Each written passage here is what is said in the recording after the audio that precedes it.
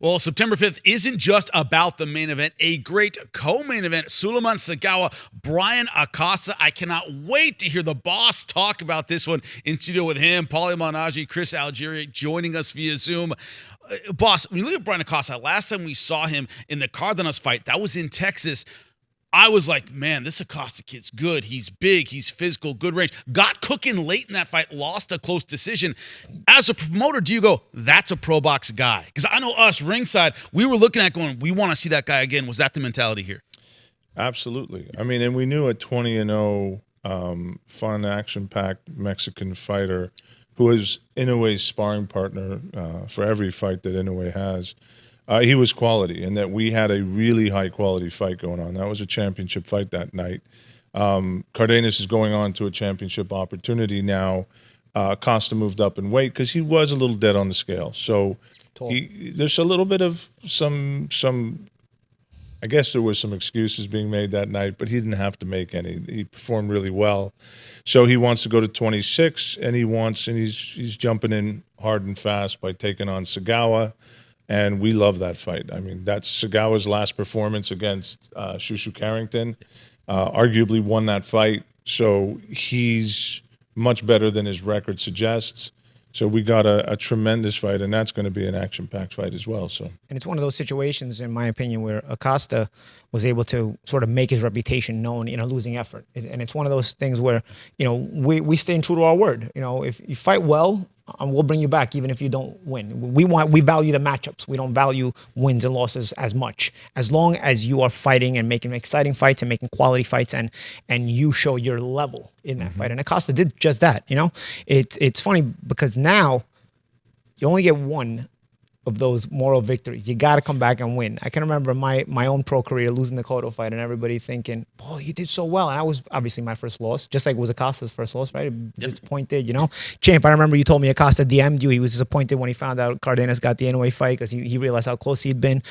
And I remember thinking to myself, I don't care for the praise. I wanted to win this. And when I got the title shot the next year, I said, dude, if I don't win this, I'm going to be waiting years for another title shot. So I got to win this one. So Acosta got himself in that position where people are still curious because he fought so well against Cardenas. But now he's got to make it happen against Segawa. And it's no easy task. It's no easy task. Look, there are only so many guys that are willing to take these kind of fights. To be honest with you, he can lose a really fun, entertaining, close fight to Segawa, and 90 days later you'll see him again. Because it's almost like we're defining our own league and our own brand of boxing. And the guys who are willing to take these kind of fights, the fans love it. We love it. They're all at a very high level. I have to reward them with more and more opportunities. I don't care that he would have 2 losses. If he wins it, great. But the same thing goes for Segawa. If he puts on a great fight, he's coming back. Point made, Garrett. But from a fighter's perspective, you are looking to elevate to world-class level. We personally love having these guys back on. It's no problem because they are of the level that make pro box. Anybody who's all the fans at home that watches pro box knows these guys are the reason pro box is so great and entertaining because of fighters like this. So we bringing them back here is the rave for us. But as a fighter, from a fighter's perspective, you want to elevate to that championship level, and you can get stuck at this level. It's a tough level to be stuck at, but there's an extra level that, as a fighter, you want to reach. That's world-class level. And I think that's what Acosta was talking about when, he was kind of sad that that Cardenas got the Inoue fight. He's like, oh, man, I was so close. Well, Champ, shows you how close you are. Yeah. Champ, talk about that conversation you had with Bryan. I actually reached out to Acosta myself. And actually, Gary, do you remember that night you came up to me and you're like, man, that guy's chin. And I was like, yeah, no, his chin is definitely great, but he's also really good. I was really impressed with how he looked that night against Cardenas. Yeah, he got hit with some big shots. He walked through him, and he actually put Cardenas down. But I was really impressed with his skills along with that chin.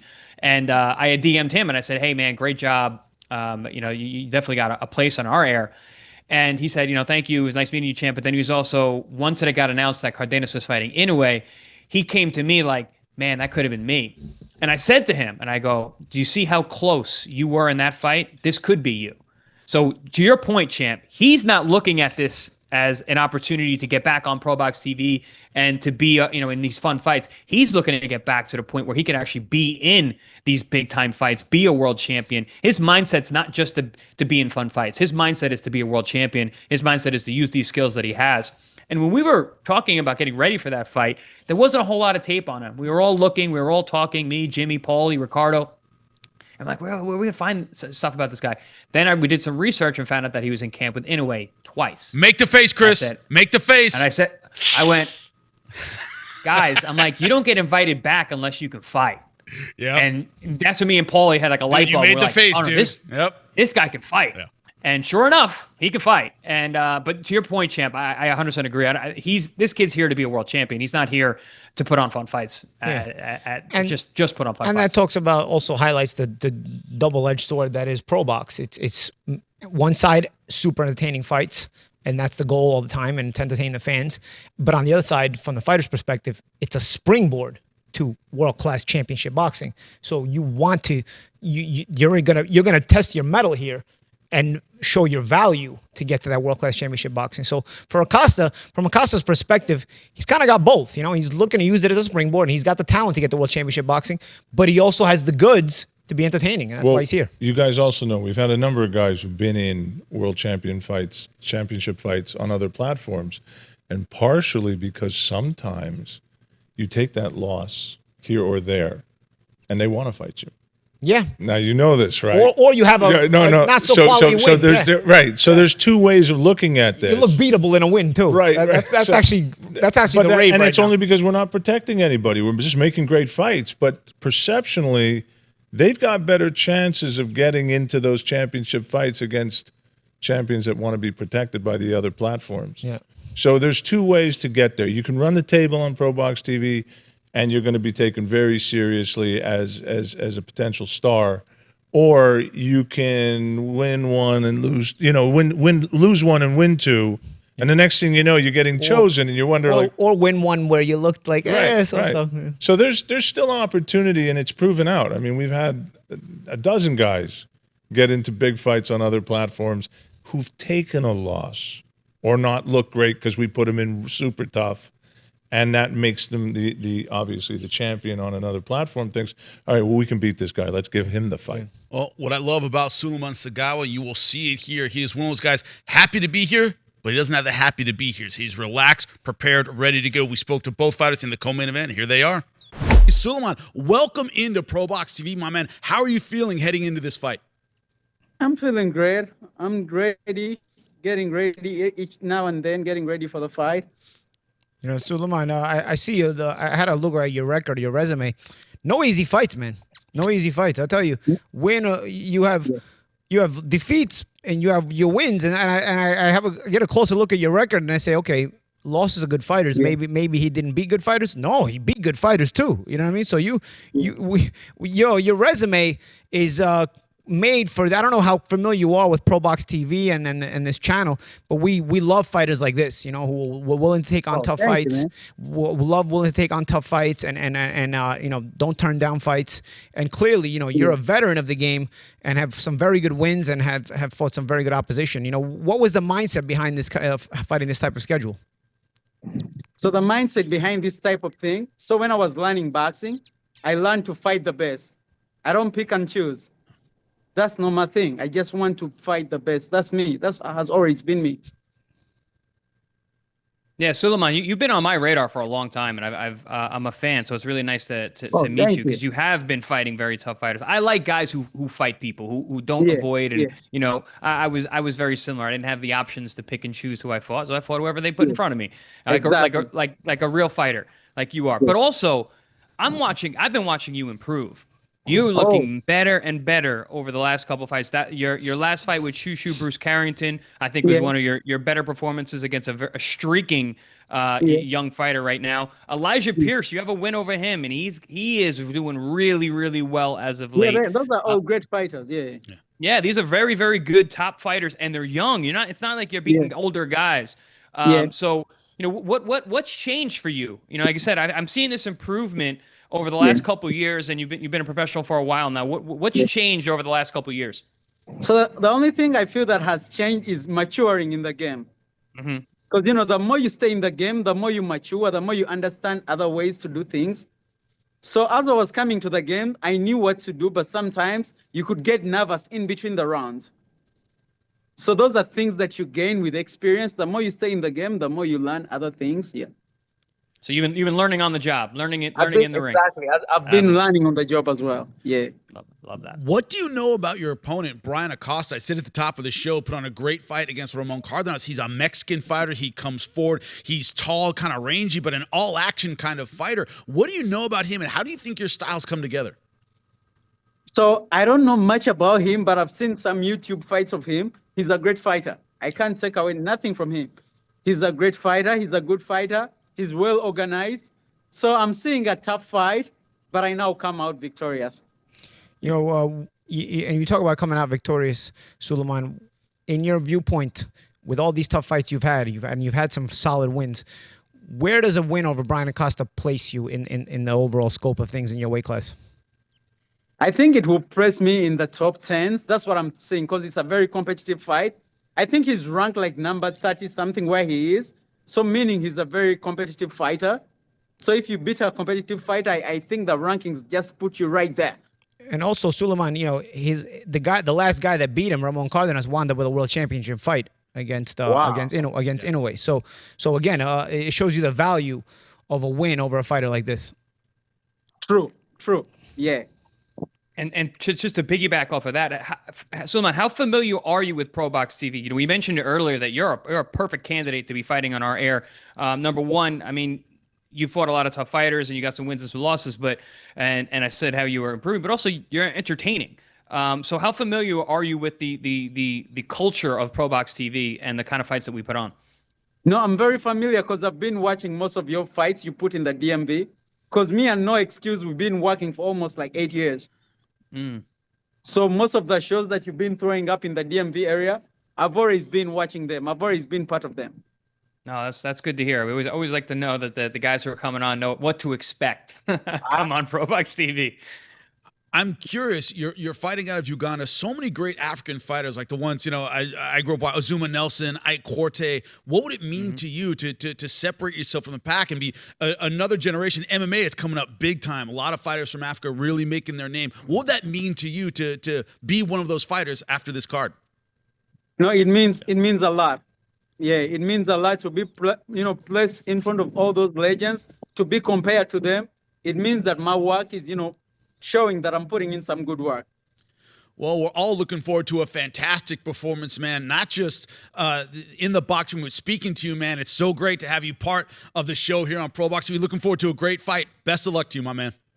Thank you, man. I appreciate you. Thank you all, okay? Thank you. Estamos en línea con Bryan Acosta. Tiene una pelea realmente de esas de campeonato contra Segawa, Sulaiman Sagawa. ¿Qué tal, Bryan? Es tu próxima pelea, pero además vas por una recuperación luego de aquella derrota contra Ramón Cárdenas, que es tu única derrota. ¿Qué esperas de esa pelea? ¿Cómo la ves? ¿Qué piensas de Segawa?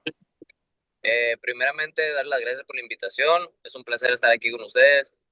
Y nada, yo pienso que es una pelea dura, es una pelea con un peleador muy experimentado, que ha peleado con pues se puede decir, mejor de la categoría, Bruce Carrington, Mirko Cuello, Rubén Villa, son sus últimos rivales. Es un peleador que yo he estado estudiando bien, un peleador que me gusta para esta pelea, me gusta porque me va a exigir mi máximo, así como lo hice con Cárdenas. Creo que he corregido los errores que cometí con Cárdenas. Esa pelea me sirvió mucho para mejorar, más que nada. Lo que pasó, pasó y por algo pasó así y hay que darle vuelta a la hoja y estamos aquí para esta pelea con Sulaman Sagawa. Y nada, estamos 100% listos, esperando la fecha ya en los últimos detalles. De hecho, aquí venimos a los exámenes médicos y nada, estamos listos. Oye, Bryan, te saluda tu amigo Juan Manuel Márquez. ¿Cómo te sentiste? ¿Cómo sentiste tu accionar, tu actuar en la pelea frente a Ramón Cárdenas? Sinceramente, no es pero me sentí un poco, que empecé un poco tarde la pelea, un poco violento. Por ciertas cuestiones, no me gustaría entrar en detalles que son errores que ya he venido corrigiendo y todo eso. Me sentí bien, siento que pues era una pelea que mínimo fue un empate, pero pues no vamos a entrar en detalles. Como les digo, me sirvió y y espero en algún momento, en algún futuro, poder volver a pelear con él. Sería un honor, sería un gusto si los caminos nos cruzan, ¿no? Y nada, pues como de lo malo lo bueno, como dicen, Juan Manuel, perdí, pero me sirvió para mucho, para cambiar muchas cosas y para mejorar, claro. Precisamente por ahí va mi pregunta, Bryan. Precisamente tú lo tuviste muy mal, incluso yo no sé, pero lo tuviste para noquear allí en el séptimo. Le diste una pelea muy dura a un hombre que mandó a Naoya nada menos que a la lona. Ahora vas con alguien que viene de perder en una pelea cerrada con Bruce Carrington nada menos. Le dio pelea a Mirko Cuello, que ahora es campeón interino de la división en la AMB, y le ganó a Rubén Villa. A él no le gusta, yo estuve viendo algunas de las peleas de él, no le gusta la pelea en corto y precisamente tiene más brazo que tú, tiene 5 centímetros más de brazo. En ese caso, ¿cómo imaginas tu plan de pelea siendo tú un hombre que te gusta ir allí a la corta, a fajarte, a intercambiar ante un hombre que va a tratar de evitarte permanentemente? Pues primeramente me gustaría decirle que no soy un peleador que me adapto a la pelea, un peleador que si me conviene estar en la corta, me quedo en la corta, si me conviene el contraataque, pues utilizo el contraataque, si me conviene boxear, moverme en el ring, lo hago. En esta ocasión, pues el son de música que me ponga Sulaiman es el que voy a bailar, entonces depende de la pelea que él me brinde y la pelea que yo le voy a brindar para contrarrestar eso y salir avante de esa pelea. Yo voy bien, lo que puedo decir es que voy bien preparado, voy bien mentalizado y voy a ganar esa pelea, porque yo sé muy bien que las que vienen después de esta pelea van a ser muy buenas y va a quedar mi nombre escrito ahí en la historia, yo sé muy bien. ¿Qué tan motivante es para ti, Bryan, de venir de una derrota y enfrentar a un peleador como Sulaman Sagawa, que es un peleador fuerte, con mucha experiencia, que ha vencido y ha peleado con muy buenos peleadores, que tiene mucha experiencia sobre el cuadrilátero? ¿Qué tan motivado estás tú después de que vienes de una derrota frente a Ramón Cárdenas? Sinceramente estoy muy motivado en cuestión personal, en cuestión deportiva. Por la cuestión como fue la pelea, tú sabes, Juan Manuel, no fue una pelea que yo haya sentido que perdí por malo, perdí por no, y no, o sea, por los puntos que haya sido, es una pelea que me motivó más, me motivó a seguir trabajando, a saber que yo estoy en estos niveles y estoy para grandes cosas. Estoy joven, pues prácticamente casi Sulaiman, si no miento, tiene 34, yo tengo 27 recién cumplidos hace dos días. Entonces estoy bien, vengo bien motivado de esta última pelea con Ramón Cárdenas. Ramón Cárdenas ya tiene su recorrido y yo sé muy bien que estoy para grandes cosas. Yo confío en mi nivel, confío en mi talento, confío en mi trabajo, más que nada en mi trabajo. Nada, estoy listo para este 5 de septiembre. And boss, I'd be remiss if I didn't talk about a future star in Ben Johnson. Whatever it is, Ben Johnson's got it. Big, articulate, good-looking guy, exciting style, 4-0, but you see those fledgling characteristics that make a boxer great. You know, he absolutely. I think he has everything. I've been anxious to test it. And for some reason, we just had bad luck. Every opponent we've matched him with so far has fallen out. And it's been tough to get a really good opponent so we could see what he has beyond the first 45 seconds of the fight.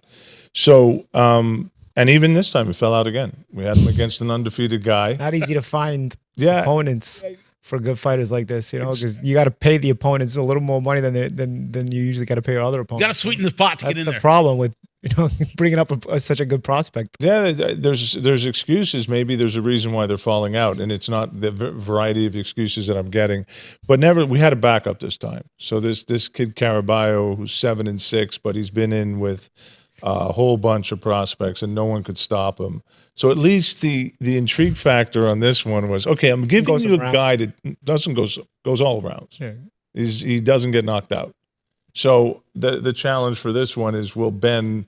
He's never been stopped. Never been stopped. That's a very Johnny Boz of you. Yes, I just thought I was trying to give you guys something, something to work with, right? Very Johnny Boz of you. I like it. So that's what we got for Ben, and it'll be fun to watch him. But I hope to be able to get guys that can really fight with him sooner than later.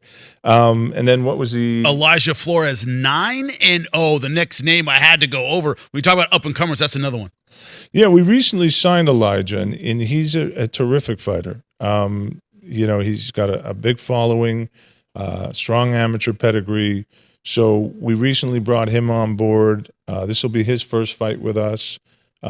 So I'm excited to see him. He's going against a 25-7 veteran.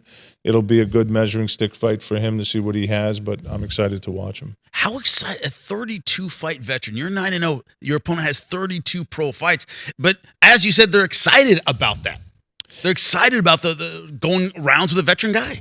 Elijah, if you look at his box rec, he's been fighting very, very tough competition from day one of his career. So he's just another one of those pro box fighters that just likes the challenge, right? Yeah. No soft touches and a likable kid. I think this kid's very marketable. I mean, I've been around him at the pro box states, the campus. Yeah, yeah. You know, but he's not the guy who hurt your hand. No. We can't blame him for that. You can't hit him. He's too good. No, but he's for me, he's lights out. A great personality, very marketable looking kid, can fight. You know, it's Chris. Yes. What do you got? I was in the gym with that kid recently as well. I was not sparring. I don't spar, guys. I'm not sparring anymore. But I was in the gym and I got to see him working with some of the other guys. And I agree with all you guys. He really does have it all, top to bottom. Boxing skills. He's got the looks. He looks like he's physically strong. And he's been in tough. And those are the kind of guys that we love on Pro Box TV, because when the time comes, we know we're not going to be disappointed. They've seen those dark places in the ring already, and they're in the Pro Box TV facility, which is full of killers. So you know he's going to be ready for anything that's in front of him. So really looking forward to watching him fight live, because I haven't seen him live just yet. Oh, you haven't felt his power, haven't seen him live yet, but what all of the fighters are fighting for is that next level recognition, that next level opportunity, which is why I got to check in with the boss, with the Pro Box TV team. What is in the future? What is coming up for the guys that are on your roster?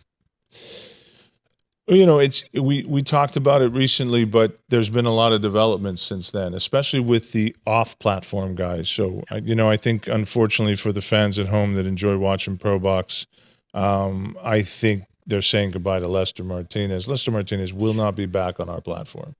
Good. He's graduated. He's graduating. He's with Pro Box, but he got his degree. He's with Pro Box, but he's going to be. He's moving on to more expensive things. Let's like George Jefferson. He's moving on up. Yes. So we're super excited about that fight. I mean, that's getting close, and he's healthy.